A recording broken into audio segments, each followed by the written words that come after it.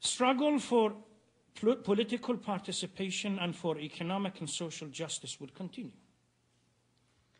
According to differing perceptions of individual and communal well-being. In the West, if you are attacked, you may use secular narratives and secular ideology or secular ideas to justify your violence towards somebody else. In societies where religion still plays a major role in the construction of their identity, they appeal to those religious narratives.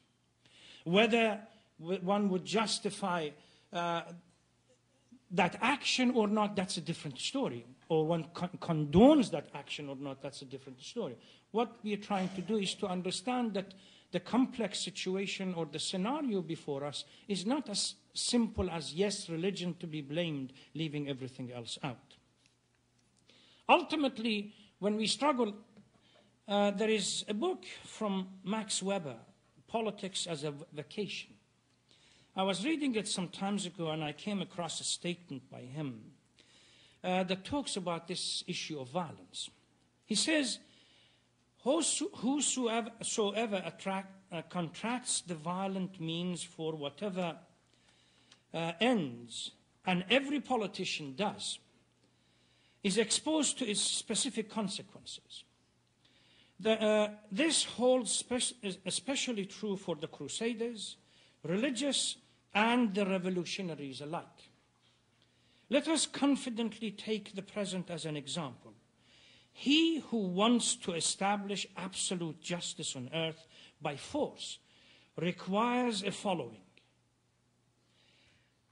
A human machine. He must hold out the necessary internal and external premium, heavenly or worldly rewards to this machine, or else the machine will not function. This is the reality. So we are moving now into motivation theory. Now, you could be motivated by some vague narratives that comes out of religion, or you could be motivated by some narratives that comes out of secular understanding of the world. Without creating this idea that, yes, you have to go to occupy Iraq and totally destroy it, let us change the idea. If George Bush, I ask this question as I go around, if George Bush right at the beginning would have come to you and said, look guys, Iraq had nothing to do with 9/11. But I intend to go into Iraq because it's a weak country, cannot defend itself. And it has the potential as far as oil. And we would like to take these natural resources and establish a number of permanent bases in Iraq, that from these bases we will be able to control the rest of the Middle East, which is going to be critical, to play a critical role in the future of the whole world relationship. And by the way, my children are not going to be killed. Your children are going to be killed. I'm not going to be paying for it. You will be paying with your taxes. How many of you would have stood up and said yes to the help? We will defend this cause.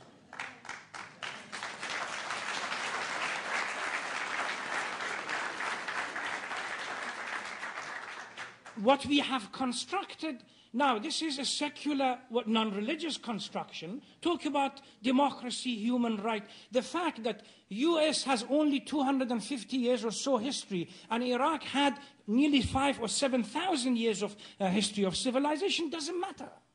It's a construction. So Bin Laden tries to get his followers organized. What does he do? I repeatedly was asked by a number of scholars, Imam, where is this 70 virgins in heaven come from? And I keep looking for it in our text, and I get nowhere. So I kept calling other friends. I might have gone senile, old, I've forgotten text, whatever.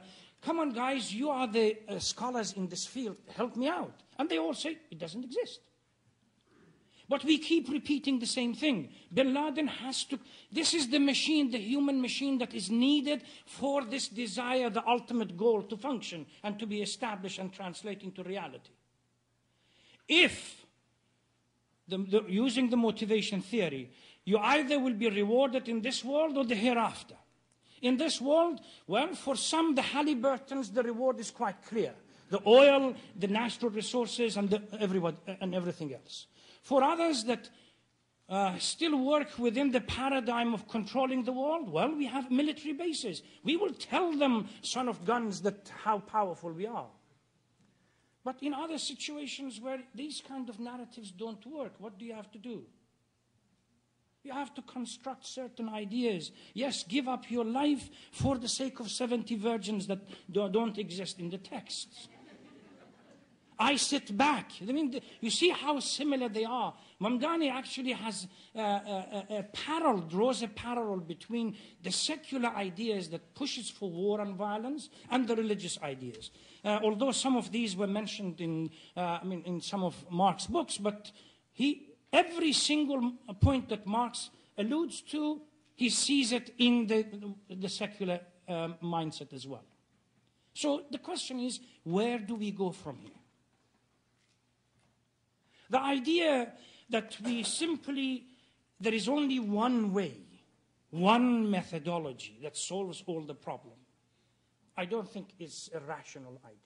Whether we like it or we don't, again, Peter Berger refers to this, 3/5 or 4/5 of the world population call themselves religious. Are we telling them that they're all, as the British call, bunkers and out of their mind or terrorists? The entire nearly 5 billion population in the world. We really need to go back and start looking at this again. Peace can only happen through dialogue. Conflicts can only be resolved through dialogue. But to start the dialogue, we need a degree of modesty and humility. Charles Kimball, capturing this notion in one of his articles that he wrote, he says, experience makes it plain that my experience of God and reality, my human views of truth, does not begin to exhaust the possibilities. There is room for everyone to sit around the table. For us, if we are serious to deal with the violence and for permanently remove it, not just pay lip service to it, no, permanently remove it. The religious component must be present at the table. The secular component must be present at the table. We both must understand that none of us has the monopoly to the truth and to the way of resolving the issue. I attended a conference in New York some years ago, and there was a Native American chief there on the issue of dialogue. And I asked him, how did he present this notion of dialogue? He said, 70, nearly 80 years old. He said, Imam, to see the box, we need 6 people. Each one of us sees a square. Once we put all these squares together, we see a box. I have presented my square. Then we need to sit together and mix and put all these squares together so that we will be able to see the box. Thank you very much.